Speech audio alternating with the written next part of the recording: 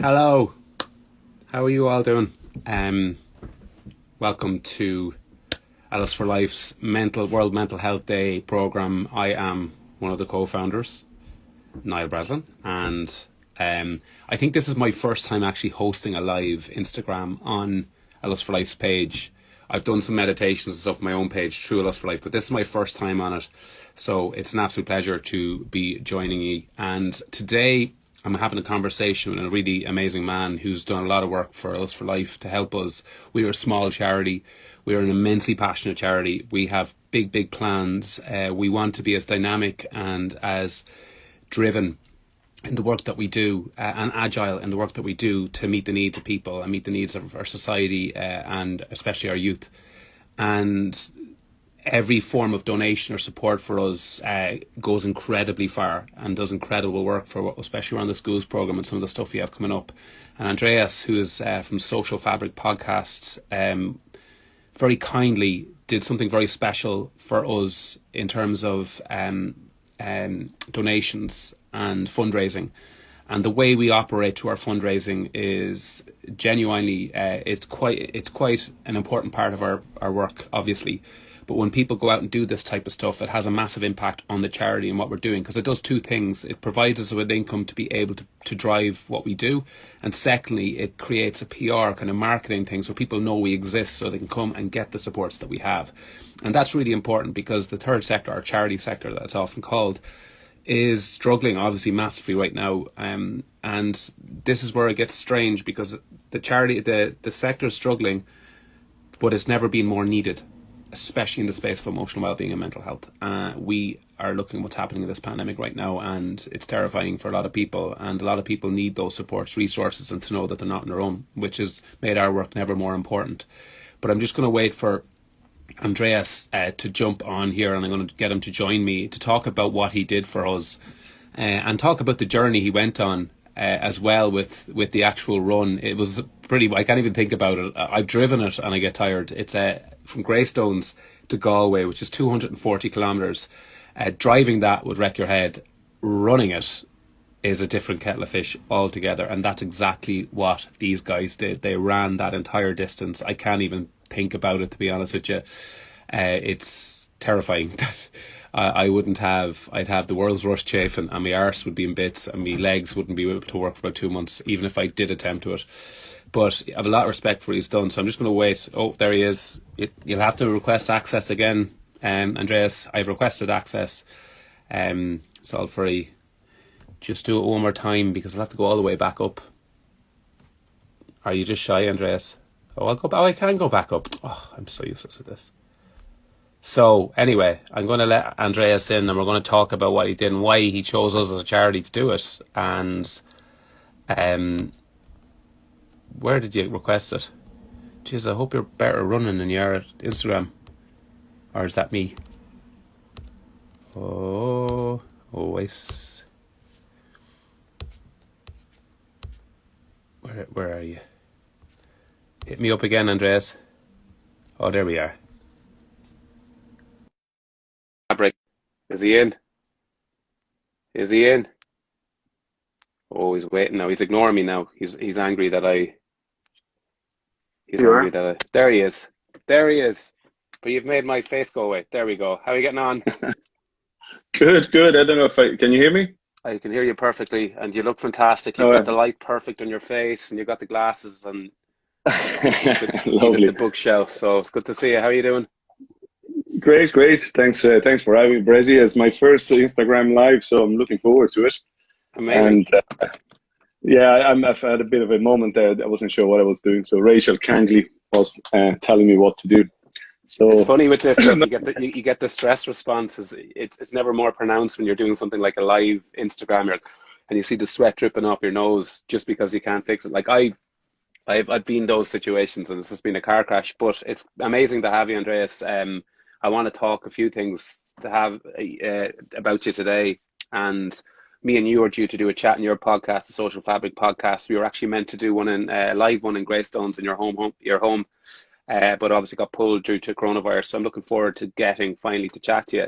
But more importantly, I want to talk about what you did why you did it and why you chose a Lust for Life. Do you want to talk us through the kind of, because you wrote an amazing piece for Lust for Life as well, but do you want to talk us through to the people listening what you did, because it's pretty special, and why you did it, more importantly? Yeah, sure. And if I could just very quickly give you a little bit of a background, because a lot of people would know you and what you do, and most people wouldn't know what I'm doing. But in Lustful, I was doing a bit of a reflection on why we did what we did, and the Lustful Life kind of came through a lot of the things I've done in the last number of years, but I suppose in a slightly different way than most people would be working with Lustful Life for different reasons. But I was just reflecting, 2017, I run to the Electric Picnic for charity. They do the Tour de Picnic. And the reason I went on my own because I was working on an idea at the time, and I needed a couple of days on my own to think about it. And on the way there, I met a friend of mine, Sarah Benson, and Sarah was the head of Headway charity at the time. Mm-hmm. And we were talking, and she said, what are you up to? I said, I don't know, I'm just thinking of something. I want to do a website for teenagers' mental health, I said to her. And I said, I wouldn't mind working with Bressie. No, I didn't know you. I only saw you a couple of talks, and you were on a panel a couple of times. And once my son was with me, he was 15 at the time. And I was really impressed. And I thought, I'm going to work with this guy at some point. But I went to the Electric Picnic and did a bit of the music at the Jellyfish tent, and then went to the minefield where I spent most of the time. And Paula McLaughlin of A Lust for Life and yourself were on stage talking about mental health. It was a talk. And I left the tent thinking, okay, these guys know what they're doing. And at Lust for Life, I started about a year or so before. So I left there and I thought, okay, what else can I do? These guys know what they're doing. So the idea of Social Fabric started, which with that grandiose tagline that I'm going to rebuild the fabric of society, one conversation at the time. And that's literally what it's been. It's been conversation with anybody from musicians, artists, priests, fertility experts, and all the people you have on the panel today, including Kira and Paula and Mick Finnegan and so on and so forth. And the idea really was to say, to me, we're all the same. You're a musician, you're a podcaster, you're a writer, but you're a human being. And so it's all the people that are watching us today. And I don't see the difference between you and me. We do different jobs. And that's always been you. And that's where the whole thing started. And the conversation has always been my biggest thing. Conversations and connections. That I'm a great believer. If we can create a proper conversation, a proper connection between human beings, we can tackle pretty much everything. So I came to the mental health angle from a prevention point of view. Thankfully, my mental health has always been quite healthy and never had to deal with any of anxiety or depression. But I've been lucky enough to have a lot of people on the podcast sharing those stories with me. And it's been very humbling to listen to what people go through. And I was talking to a friend of mine that suffers from it, from depression, a couple of days ago, and I was saying to him, one day it struck me that I remember asking somebody with migraines, and I said, is a migraine like a big headache? And he said, no, it's a different ball game. And that's very much the way I got to understand. I don't pretend to know it, but I understand it much better now that I've had the chance to listen to amazing stories of all these people that come on the podcast.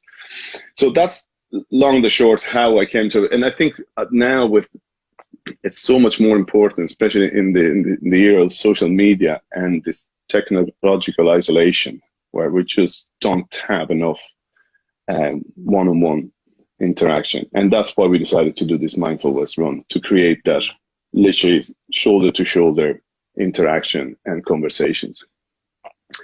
And so the Mindful West Run started, like, I'm really lucky to have a really good, closely knit group of friends. I think Paula described us as the healthy, the fit men's shed, which is very accurate. There's some fit lads in that men's shed, lads. I wouldn't underestimate them. But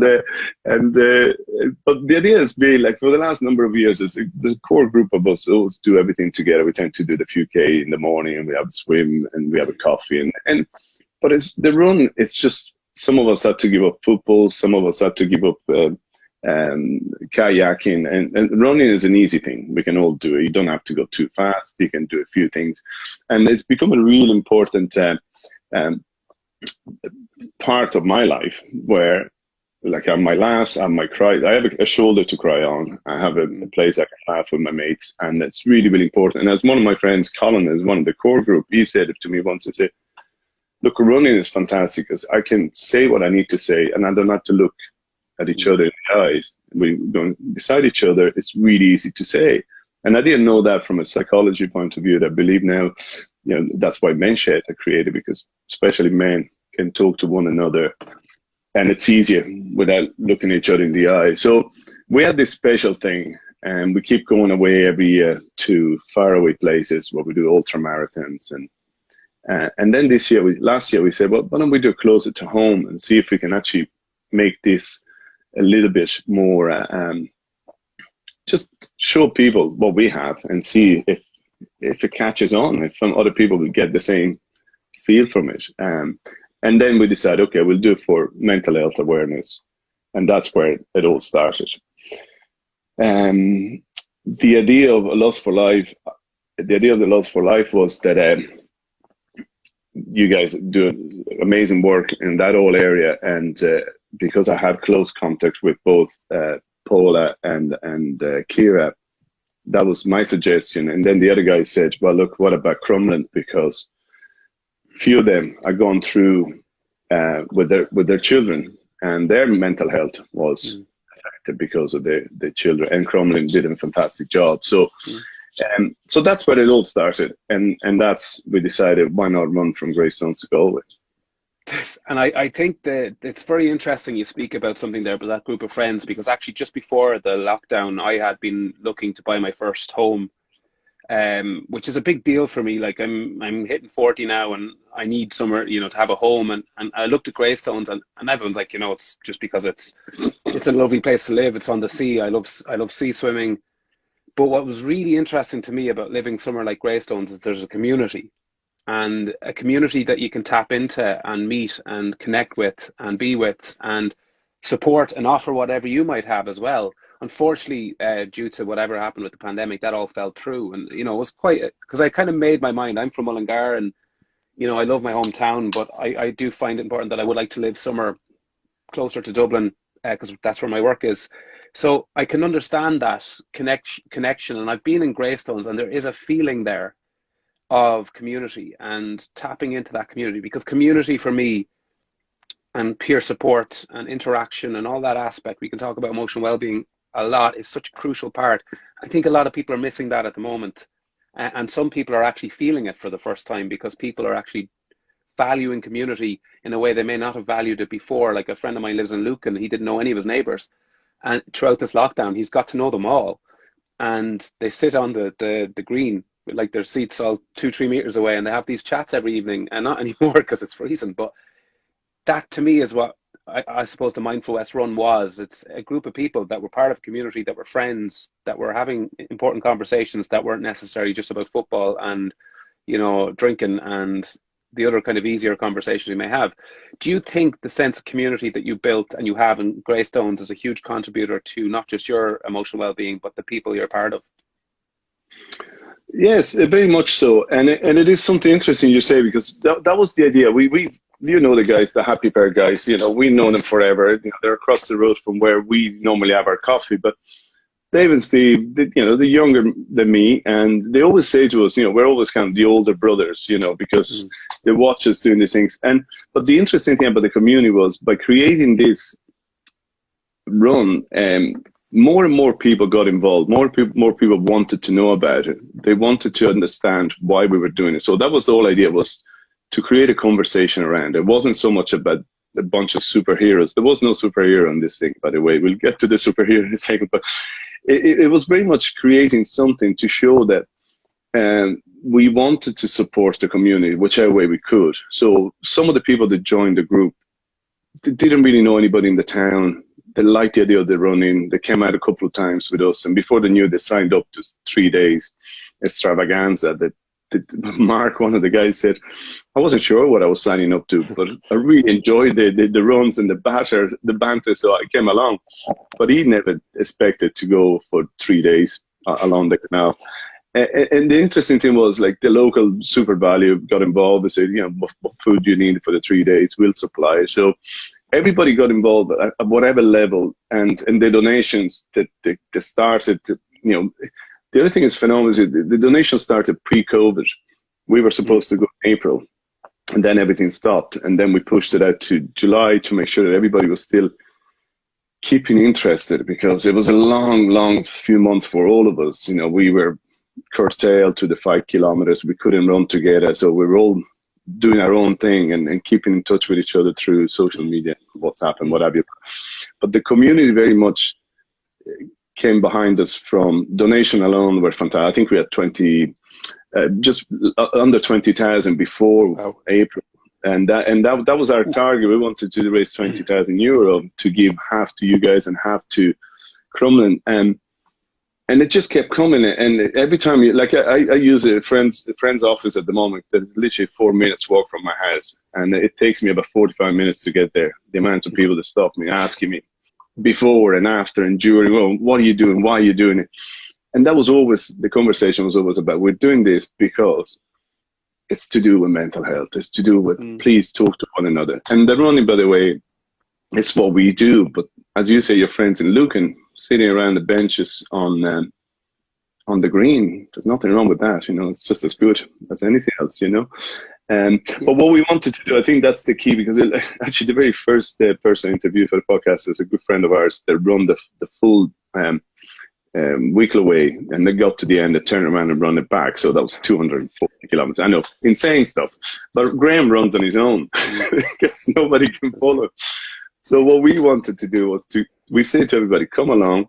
It's 80 kilometers a day, but if you want to run 5K, 10K, 20, whatever you want to do, just come along anyway and be part of it.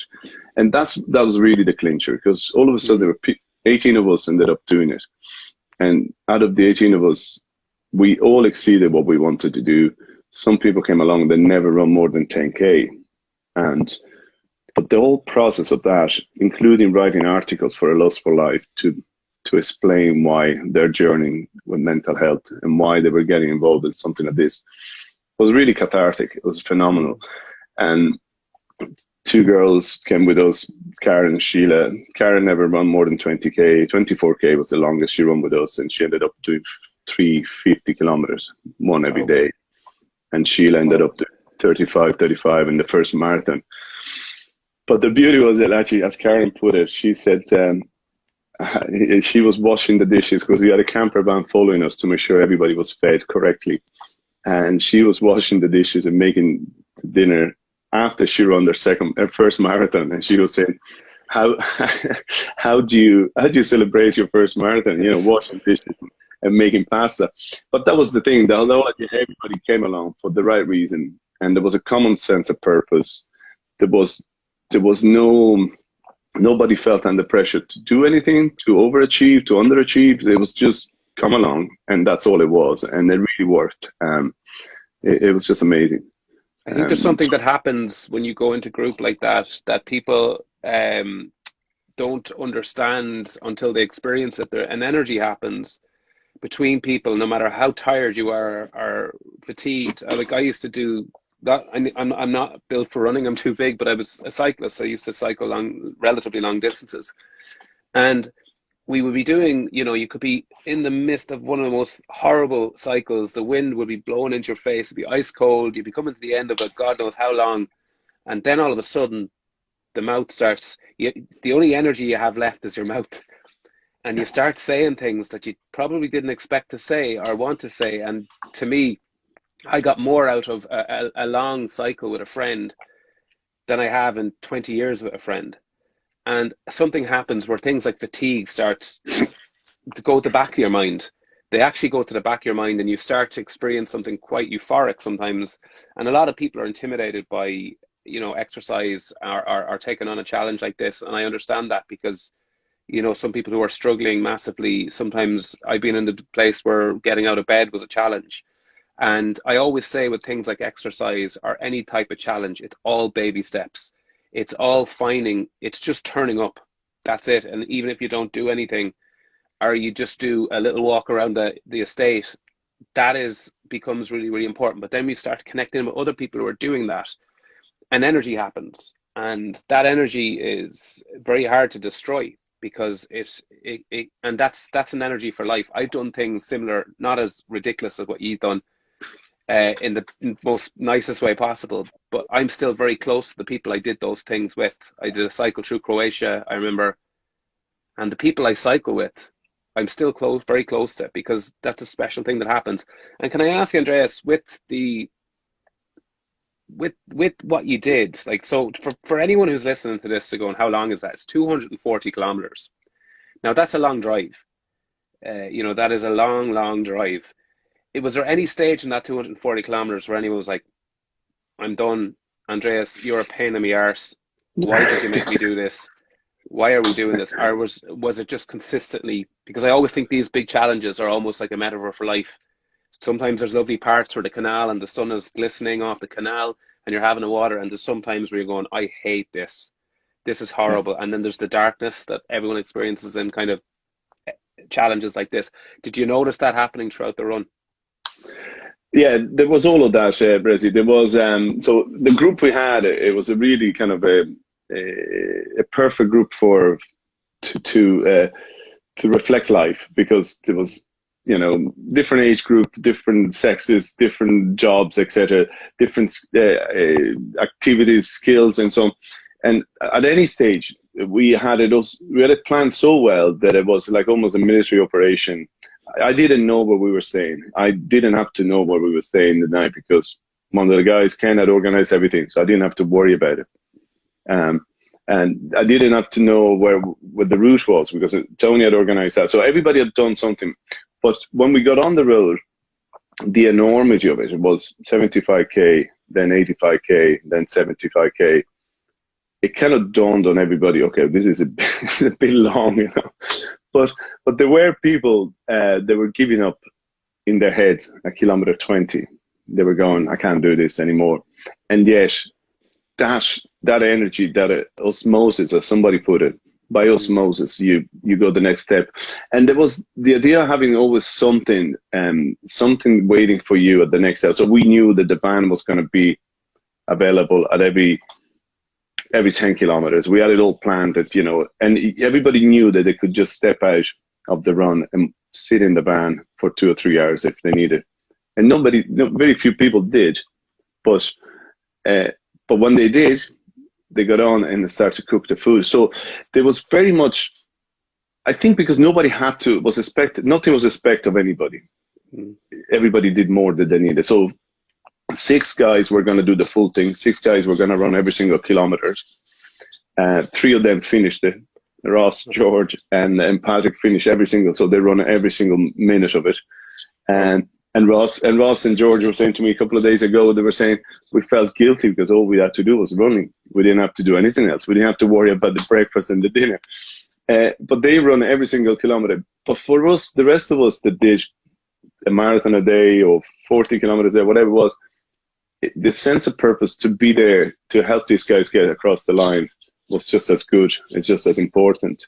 And I think that was really, and as you say, like the amount of conversations that went on. And so what I did, I recorded a lot of stuff before, during, and after, because Kira's going to help me produce a small documentary of the whole thing, because some of the stories that came out through that pain that you're going through when you've been running for 5 hours, 6 hours, 8 hours, and your brain is starting to go in a different way. But you're right, just the stuff that comes out, it wouldn't have come out when you're sitting across a bar with a pint in front of you. It's just stuff, it's raw, it's important, you need to get it off your chest. And it's just beautiful. And, like, we got to know each other very, very well. And by the way, not everybody knew each other. A lot of people, I think I was the only connection between most of the people. So people just arrived on the day and they didn't know half of the runners. And yet at the end of it, it was just magical. I call people like you, Andreas, you're the glue personality. There's people that bring people together and people magnetize towards them and then connect them to others. And that is actually a very powerful trait to have as a human being. And I think you've spoken to some fairly incredible people on your podcast, and I can't wait to actually have a chat with you properly on it. Um, and some of them have been pretty powerful. And through talking to all these different people and their perceptions about their own journey and emotional well-being and mental health in general, did you get I'm guessing you got a fairly good grasp of the kind of the kind of I suppose things that come out of people, the kind of common denominators that we all share around emotional well-being. And considering today is World Mental Health Day, was there anything that stood out in your podcast that made you go, my God, we're all just human, and these are the things that matter? Is there anything, or even a few examples within the podcast where you were just like, wow, that's impactful, that's hit me right between the nose? I think because I set up the podcast to be about passion and community interaction, that's always been kind of the thread between. And I use music. People will get to pick their favorite music, and we talk about that. I think one thing keeps coming through is relationships. It's relationship. So whether that is the relationship with the parents or with the best friends, or the relationship seems to be the common thread that makes people decide where to go next or what to do next, or making that decision that it really is worth making, that at the time doesn't feel right, but looking back, and music is really important, as you know, because it brings you back in that moment, like the smell, like everything. It brings you back in that moment that you can't forget.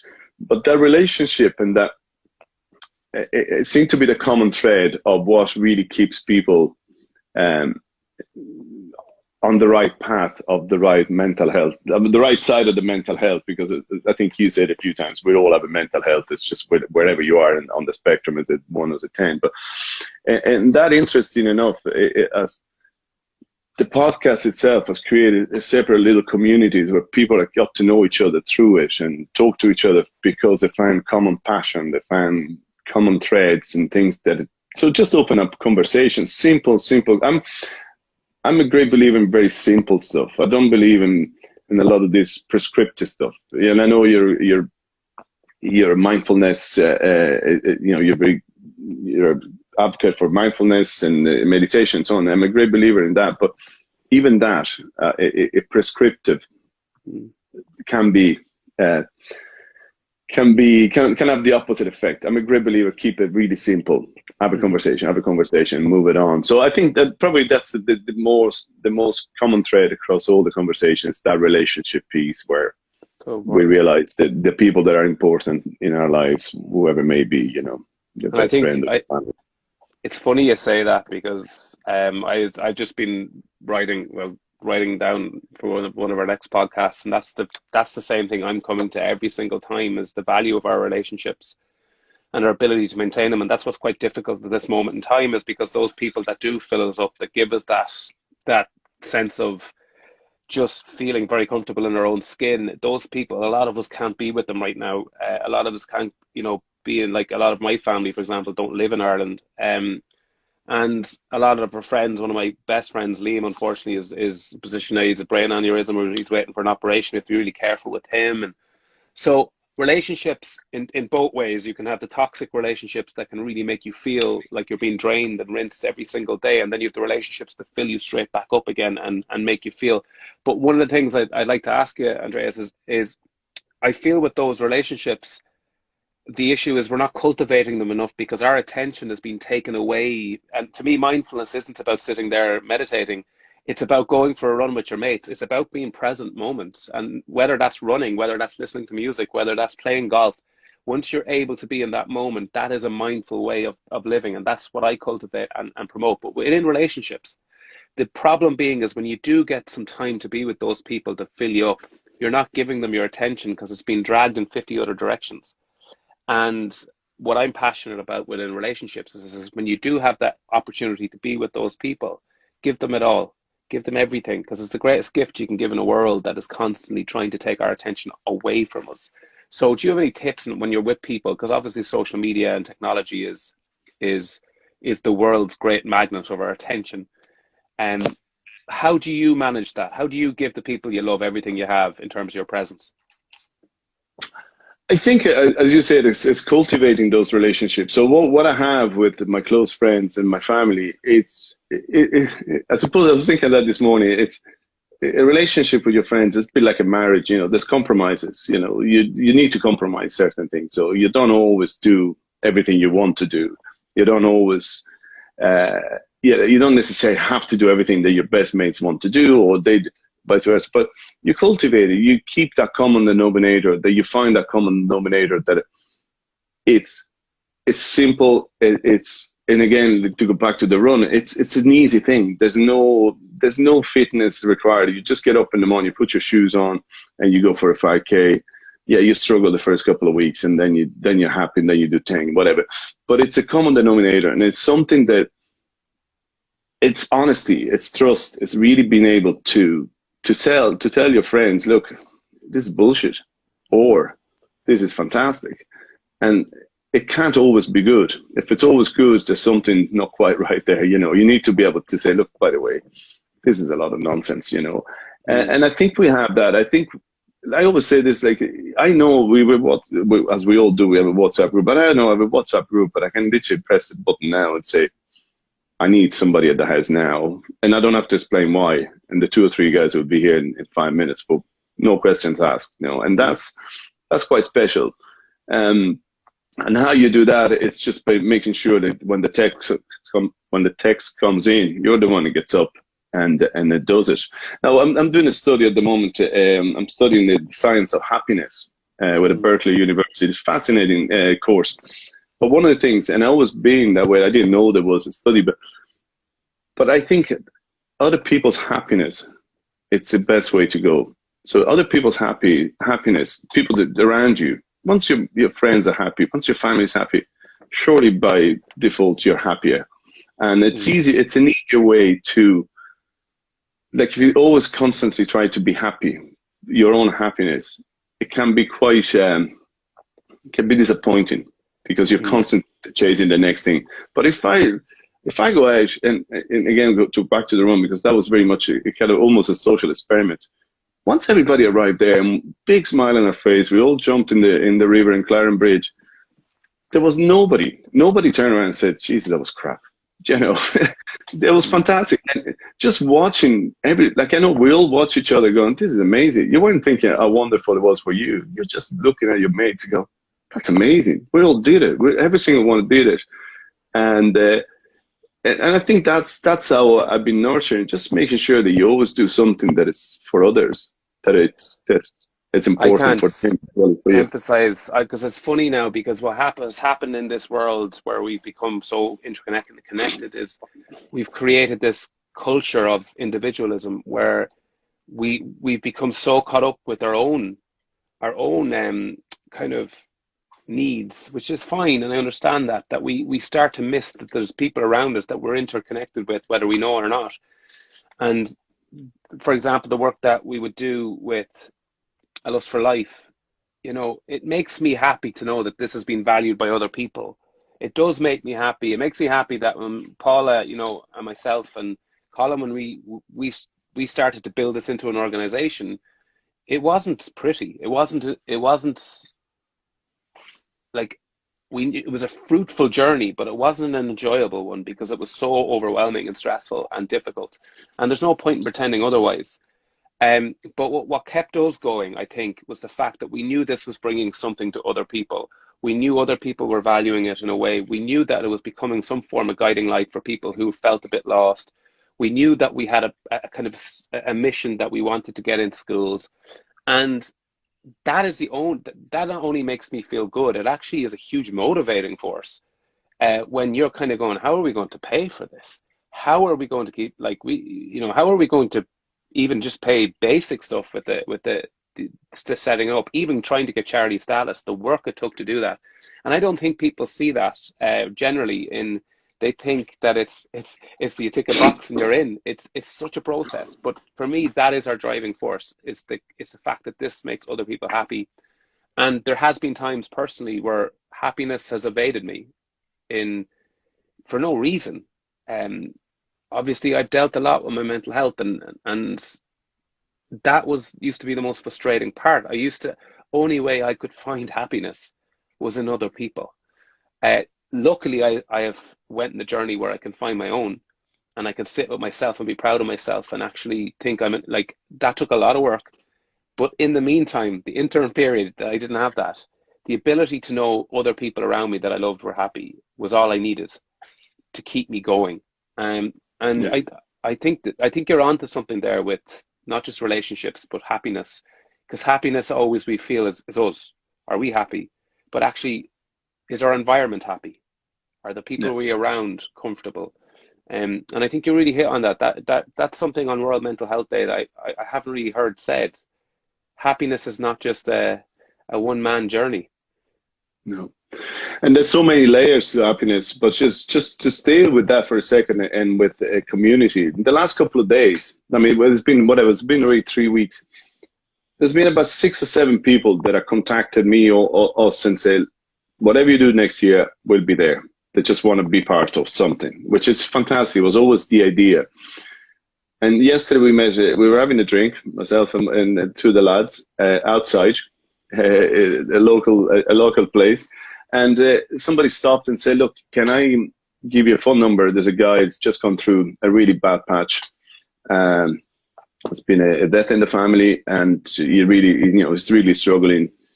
Could he come and run with you guys? And I said, absolutely. Look, to give him my number. That to me, that alone, it's between anything that's happened with the group, the 18 people, and that cathartic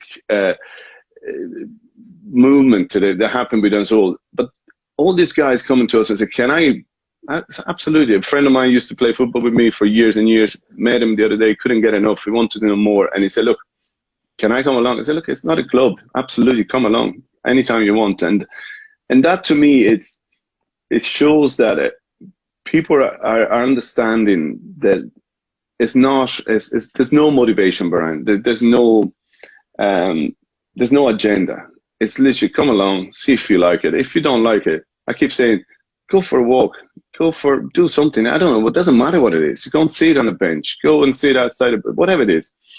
But just make sure you talk to somebody about whatever it is. And it doesn't necessarily have to be something heavy, but just start the conversation, start coming out, start telling your story. And I mean, I heard one of the best thing I heard recently was, vulnerability is freedom. So the moment you put it out there, this is what I've gone through. And a couple of the people in our group, we all wrote an article for, not all of us, a few of us wrote an article for Lust for Life. And even by reading those stories, it's phenomenal what everybody's gone through and the reasons why they were doing the run. And that's vulnerability. That's putting it out there. It's they're not all pretty stories, but the moment it's out, and one of the girls said, for me, all of a sudden I realized I didn't have to do everything on my own. I didn't have to carry the weight on my own all of the time. And, symbolically, we all took a stone out of the Greystones beach. We put it in our pocket and we carried it all the way to the Atlantic. And the idea was throw it out on the Atlantic just to show that's the way we all carry in our lives every day. But the other thing, and the other thing again was really important. And we got to and I'll tell you about the fundraising. The more pain we were going through, the more it was obvious that was nothing compared to what you guys are dealing with every day through the website, through some of the stories you hear. There was nothing compared to the parents that are sitting in Crumlin today, struggling to see their child unwell, and you go through pain for 3 days. So what? It's self-inflicted. It's not a big deal. Your legs, nobody run for the last couple of weeks. It's not a big deal. Initially, we were doing it for "It's Not the End of the World" podcast that you guys were putting together. That was very much the start, and it was aligned with that. Look, it's not the end of the world. What we're doing is only a small thing compared to what it's out there. And just so to tell you as well, because it's important for people to know, the reason we for Crumley. So 3 of the guys in our group, all their children had issues, and some of them spent quite a long time in Crumlin. Some of them was a shorter time, but still very, very painful time. And the music therapy was a big one. Music therapy literally transformed one particular child's life, and that's that's where the money's going. Is going to the music therapy. And you, as a musician, we know how important it is. Like I have a shit day, I come home and I grab my guitar and I play a couple of songs, and and they're the best songs I ever played. I'm the most amazing musician in my own sitting room, and it feels great. You finish the song, and the same has been proven. They've done a lot of studies how music therapy help anxiety, with anxiety and pain relief, and even pre-operations, post-operation. So that's the most of the half of the money that we're raising is going to them. And just to give you an idea, at the moment, I just checked it now, it's 42,664. Yeah, but let me tell you about this. So the important thing of this is really incredible. Is there's 411 supporters so far. So take the opportunity to say thanks a minute to absolutely everybody. We'll do our best to respond to every single one of them with a nice letter or something. But the other interesting thing was the companies got involved. So with CISC, with Kambuka Ireland, with Microsoft, Dell Financial Services, they got involved. They gave us nice checks, and PJ Hegarty. But it wasn't just the money. Conversation went on in the companies. The people that work in those companies came back after the run, and they came back after the run, and there were conversation in the company. There were articles written in their own intranet. So that's still moving. And another guy I want to mention, as I say, super valuable, but another guy, Luke Walsh, he was going to come with us. He couldn't come with us. The stars in our line, for whatever reason, family issues. But when we were coming back after the 3 days, Luke runs a thing called the Healing Forest in Kiltiernan, and he donated €1,000 on the day we were coming. But so we still have a week for the donation. It's the I Donate page, Mindful West Run. There's still a week to go, and what we've heard from Crumlin and from you guys, how important that money is, and I know how important it is for what you guys are doing and what they're doing. If anybody can still donate, we had a couple €100 donated today alone, which is magical, and it's just really, really important. And what I love about it is the people grasp the idea. I grasp the idea that it's not. It's not just another charity. And the other thing I should say, actually, is really important, because I was kind of against the idea of raising money. But from the day we left, even before, so the girls from Crumlin joined us at 6 o'clock in the morning to see us off. You guys, Kieran and Paula came to see us on the first day. Rachel run with us for the last 3 miles of the second day. And the charities have been involved from day one, and they're still involved, which is fabulous. It's fabulous to hear and to see. And for us, look, if we can make a small difference to one life out there, and that's our job is done. We can't do much more than that. But so I Donate and Mindful West Run is the page. idonate.ie. I might just stick it up on the. I'll put it up. We'll put it up as well. I think to kind of give people listening an idea of impact of when we get let's go back way to when Lust for Life started. I remember Joe Castlin, who's one of our ambassadors, one of the greatest artists in the country, and one of the greatest hearts I've ever met, contacted me and said, I have this idea. I want to put this massive, powerful piece. I have the property, and it's overlooking Waterford City. It's like the old hotel down there. And I remember I knew that building because I gigged down in Waterford. And he rang me at the time, and he goes, it's going to cost whatever, I think it was, for everything in and get it in, about €5,000. And I was like, Jesus Christ, that's exactly what we're here for. We're advocacy. We need to create conversations. That's our job. And we had no money at this point in time. And we were like, how are we going to do this? And luckily a friend of mine was doing a cycle, and he said, listen, we want to do it for a Lust for Life. And I was able to turn to the 20 people that did that cycle and said, see that massive 200-foot thing overlooking Waterford? Now that there's hundreds of conversations happening across Waterford every day, a kid goes to school, they say to the mum, what's that? And the mum's able to speak about that, somebody holding somebody up. And that to me which is now tattooed all over my arm, it was such a powerful image. But the point being is, that was our remit. And I was able to turn to the people that supported us and said, every cent you gave us was able to do that. And that is, for charity, for us, what we need to do as a charity with the schools program that we're doing right now at the moment. We're not doing a schools program so we get it into a couple of schools. We're doing a schools program so it becomes part of our entire curriculum and our that's our passion. And we're doing it the right way. We're doing it with the right people, the right supports. We're doing it with research. Because the reason we're doing that, Andreas, is because we've heard all the excuses. We've heard all the obstacles. Government has given us, well, there's no research in it. We're solution-based. And Lust for Life is solution-based. We'll solve it. And to anyone who's donating to this, you need to understand sincerely what happens with those donations. It changes everything for us. We're a very small charity, but every cent we have is put in the right places to make sure the right things happen. So everybody who's donated to what you've done, and also to Crumlin, I'm going to donate a load of my new kids' books, and I'm going to put as many as I can into the schools, or into the hospitals for kids. The reality is, I think over recent years, sometimes people got a bit lost with what charity do. Without the NGOs and without charities right now, where would we be? And I think it's important that we re-establish that powerful passion for charity, because Ireland has that at its core. And I need people to know, when they've donated to that incredible thing that you've done, that when we sit in to go, how can we pay for this next month? Where do we put that? How do we get that? Every single cent that's been donated to that pushes us forward, pushes us on our goal. And our goal is to make sure that our education system and our youth don't have to deal with this on their own anymore. Yeah, and the other thing on that, Bressie, I went for a run this morning. I was listening to the David McWilliams podcast, and he was talking about how 38% of our population in Ireland is under 29 years of age, right? That's massive.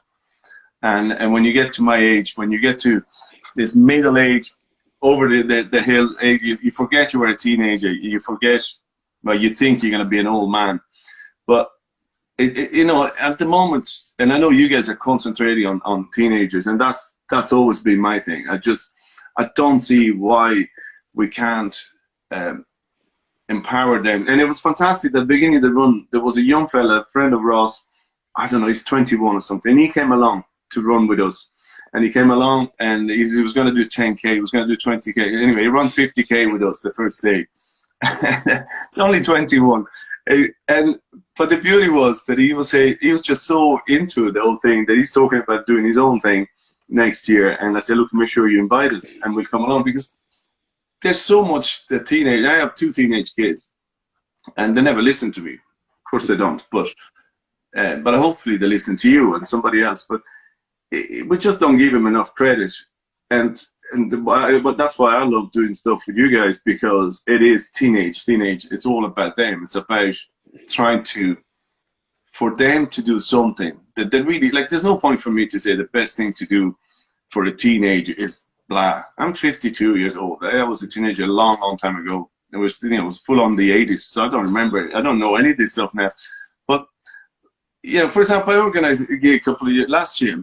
A music gig in a local pub here venue, and everybody said, "Oh, but they're selling drinks there." And I said, "Well, so what? It's a music." And 100 teenagers came along. It was the best night. A couple of them had a drink. So what? It was a beautiful night. Everybody had a good time. We raised some money for a local charity, and just give them credit. We're all pretty good human beings. There's a great book I'm reading at the moment called Humankind, by this Dutch philosopher. I can't remember his name. It's all about how 99% of us are kind deep down. We've always believed that, and I think to kind of round up our conversation, Andreas, firstly from A Lust for Life and everybody that does the work we do, and from the days myself and Paula were standing outside AIB on a Friday begging for overdrafts to try and keep our show on the road. Understand that what you do is hugely important to us, not just the actual madness of running 240k, but actually the fact that money is raised so we can continue the work that we do. Also, to say, we talk about young people. To me, A Lust for Life, you, me, our job isn't to lead young people. Their job is to lead us. we facilitate and empower them, because they're the only group in our society right now that are showing true leadership, where they're not worried about agendas or anything else. They're worried between right and wrong. And right now it's been very easy for our media and some people within society to blame them for not um, adhering to the guidelines in this pandemic, and they were an easy scapegoat. But for me, I want every young person who is listening to this, we're here to facilitate and support you in everything you do, and to say to you sincerely, thank you so much for doing that for us. And I'm sure I can't wait to hear the podcast with Kira. And also, if you see any decent gaffs out there in Greystones, give me a heads up, because I'm still living with my parents now, um, because my house fell through. So Well, if anything comes up in Greystones, let me know. I'll let you know. And by the way, next April, Bressie, we're gonna run the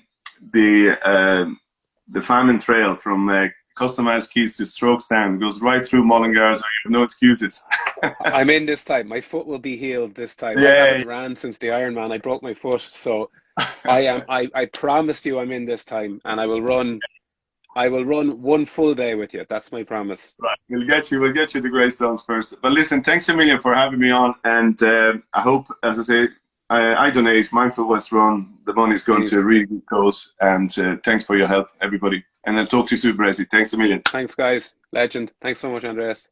And see you guys. Thanks for tuning in, everybody. Stay tuned on the Lust for Life page today for all our we've loads of stuff coming up, and for mental health, World Mental Health Day. And just to finish on the World Mental Health Day, one of the things that we want to make sure we say around the Lust for Life is it's very, very important that we talk and we do all these things as individuals and take personal responsibility. But it's also important that we recognize that we need better systems of support for people in this country as well.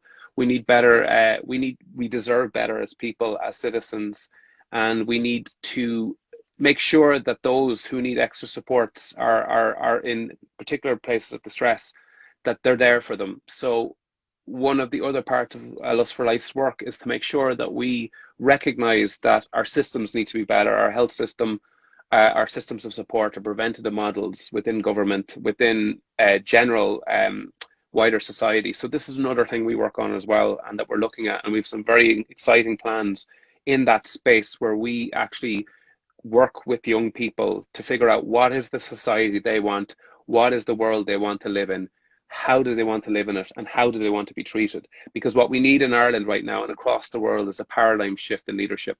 We need leaders, we need governments and politicians to stop believing power is the only way. What we need is them to put people first, and that's the paradigm shift that we want to see. And people like Andreas and people who, the Mindful West Run guys, they are helping us do that stuff. We are not a shouty organization. We don't want to throw stones at anyone. We do not want to fight with anyone. We want to bring solutions, and everybody involved with the Lust for Life, we live and breathe this. This is something that we want.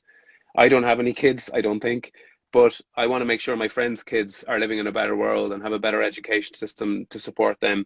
I want to make sure that young people, when they become adults like me, don't carry the stigma that I carried into my adulthood, that they're able to host these conversations with people, that they're able to ask their TDs and politicians for a better world, for a better system. As I said, on World Mental Health Day, we need to talk about more than just let's just talk, which is what our government at the moment are just putting ads out. They've now realized the true extent of how important our emotional well-being is and our mental health is. As difficult as this pandemic has been for everybody, it's highlighted that massively. And it's also highlighted the fact that we now have to really invest in this area to make sure that we can get people through this and support them. And Lust for Life will do our best and our bit to drive that, as will I, as will Paula, Colin, and everyone involved with Lust for Life, Kira, Rachel, Leda on the schools program. There's just so many people who have just stood up to support what we're doing. So yeah, thank you for listening, and recognize that this is, to us, this isn't a charity. This is actually a movement. This is not this is bigger than that. It's we want to drive social change. We want to be part of that, and we want to facilitate young people to do that and help them in any way we can. So thank you for listening. Really keep supporting Lust for Life, keep listening and watching our content, and we will keep you in the loop of everything that's happening over the next few months, because there's some amazing things happening. So thanks so much for all your time. Cheers.